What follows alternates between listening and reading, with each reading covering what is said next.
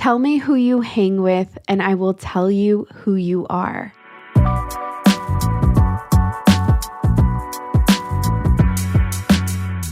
Welcome to another episode of Investies. I missed you last week. I was sick and completely unable to record. On this week's episode, we're going to talk about the mindset that the stock market helps develop. When I was younger, my mom would always tell me, dime con quién te juntas y te diré quién eres. The only thing I gathered from that was that she did not like my friends. I definitely didn't see the truth in that statement. But as I began to mature and reflect inward, it was glaringly apparent that my mom was right. At 13 years old, I had the realization that those that are around me most definitely are a reflection of who I am. This was the time that I got pregnant, and I gave birth at 14.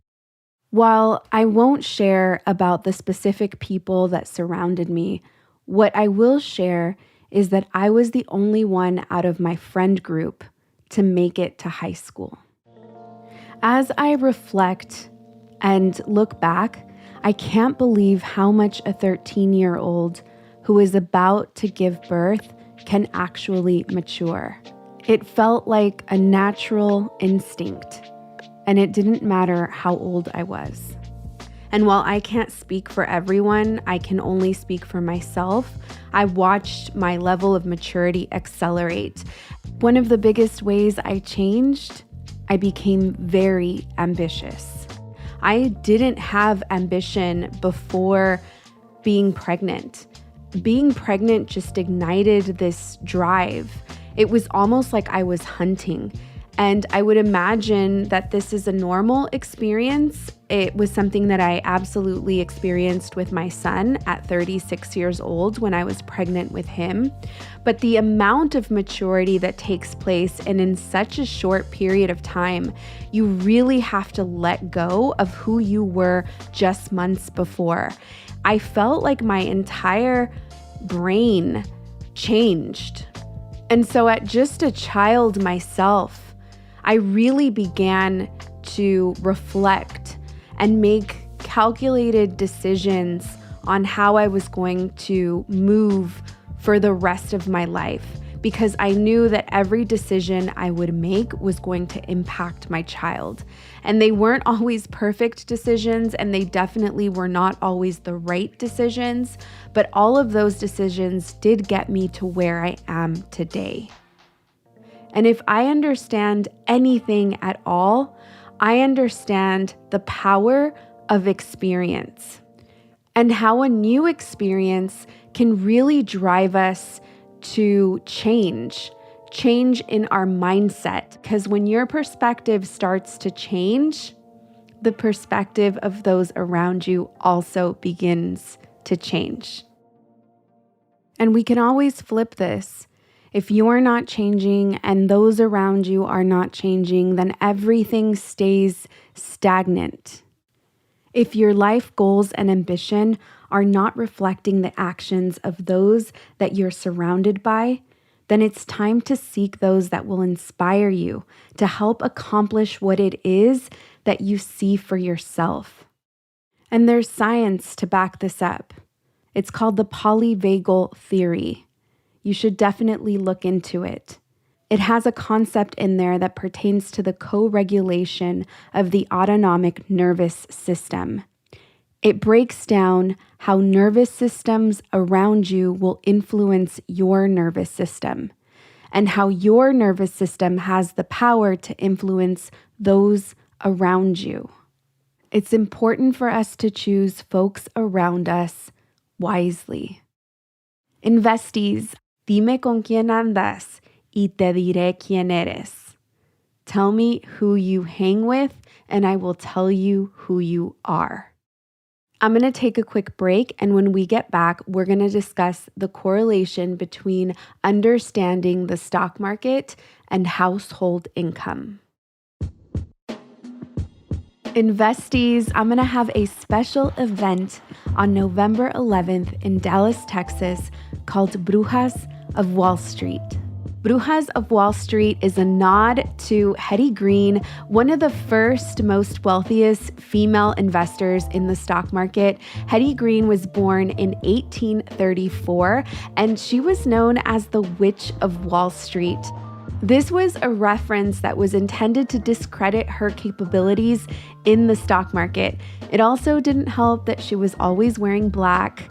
Estimates of her net worth ranged from 100 to 200 million. This is 2.5 to $5 billion in today's day, adjusted for inflation. She had proven her investment track record, and Hetty was no longer called the Witch of Wall Street. She was known as the Queen of Wall Street. As a nod to Hetty's experience on Wall Street, we are celebrating our participation as women in the stock market, the barriers we've had to overcome, both external and internal, the continuous fears we face, and the amount of education we take in consistently.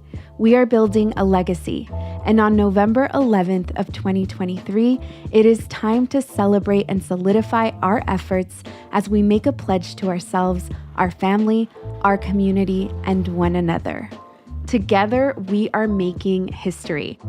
The event is going to take place in one of the most elite places in Dallas, one of the oldest mansions that was built in 1925 in a very private and exclusive room with top-notch cuisine, wine, conversations about investments, conversations about the growth of our community. We are also going to have a couple of ceremonies because we can't have an intimate event without a proper ceremony.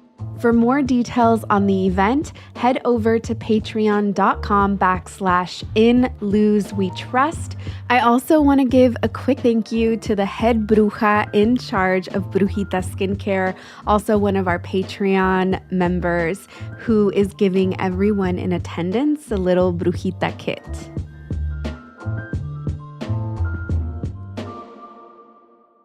And we're back.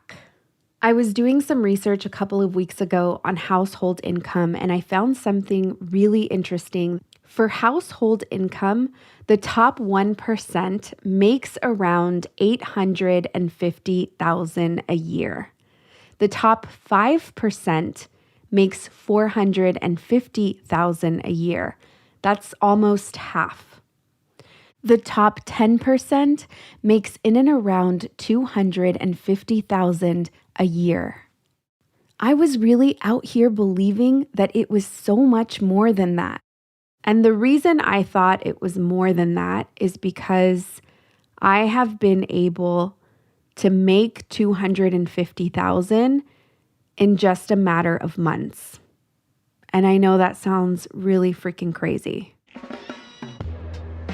Before I go any further, let me describe exactly what this chart that I'm looking at is communicating.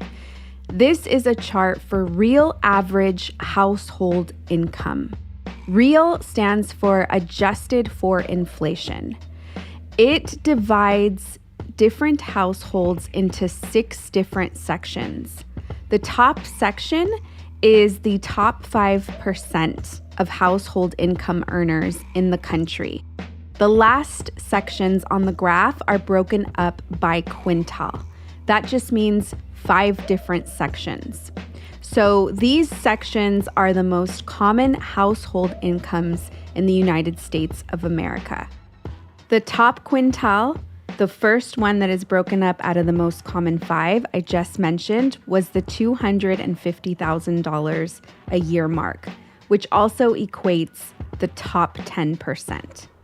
Everyone in the last 4 quintiles, in the last 4 sections, make less than $109,000 a year.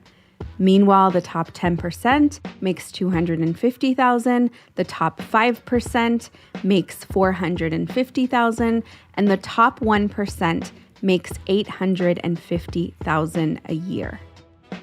The chart has been tracking these household incomes since 1965. What starts to get really interesting is the last 4 households in these charts, the ones that are making $109,000 or less, have almost no real increase since 1965. Those 4 sections have been running steady. And then the top 10%, the households that make $250,000, $450,000, has a completely different movement in the chart. You can see the continuous growth that is explosive as years go on versus all of the households that are making under $109,000. It pretty much looks like a flat line. We're going to include the chart in the show notes, so if you want to take a look at the chart, feel free to head over to the notes. Now, the 1% line is not included in this chart. This only shows the top 5% and below. It also shows the columns during recessions. Now, here's where this gets really interesting, is that during each recession, you can see how everyone that makes in and around 100,000 or less, it takes them so much longer to recover their household income after a recession. It can sometimes take several years versus the top 2 charts that reflect a household that makes over $250,000 and the household that makes close to $450,000. It shows how those households are actually making money during a recession, while those households that are 100,000 and below are taking a long time to recover. I can see in the chart how our fear truly paralyzes us and holds us down from advancement during recessions. Now, I want to make it very clear that I do understand that there is lack of resources, that there are barriers of entrance to information and becoming a household income that is in the top 10%.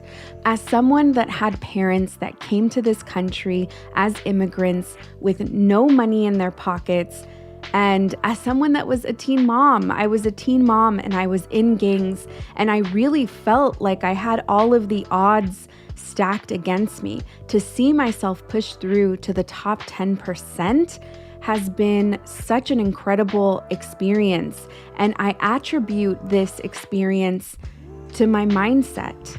It feels like a co-creation. Like, yes, of course, I'm thankful to God's source universe, but I'm also very clear on free will, and I know that I could have buried myself in the negative experiences that I had growing up. And so we're clear, what propelled me when it comes to money was my participation in the stock market. That was the education that really helped me understand to disconnect my emotions from money and begin to use money as a tool.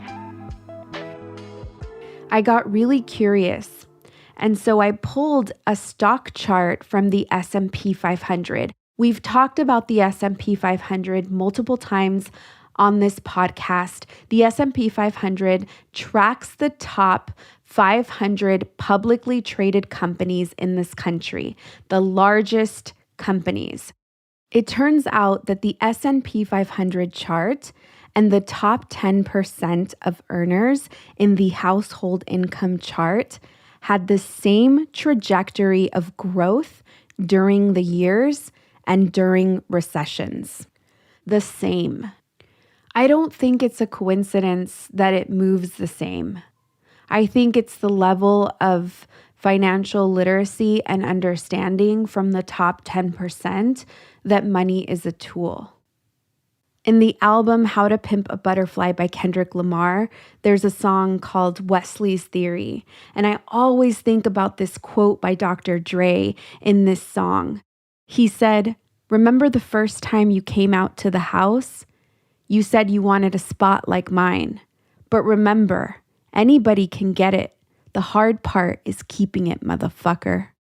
And that reminds me, according to the National Endowment of Financial Education, 70% of lottery winners go bankrupt within a few years. So sure, maybe the top 10% is littered with generational wealth.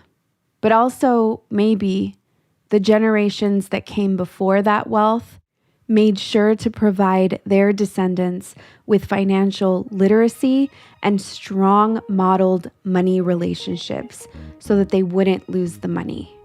And while it's important to acknowledge a high quality education as well as a head start, it's equally important to acknowledge our personal power and the capabilities that our brain holds.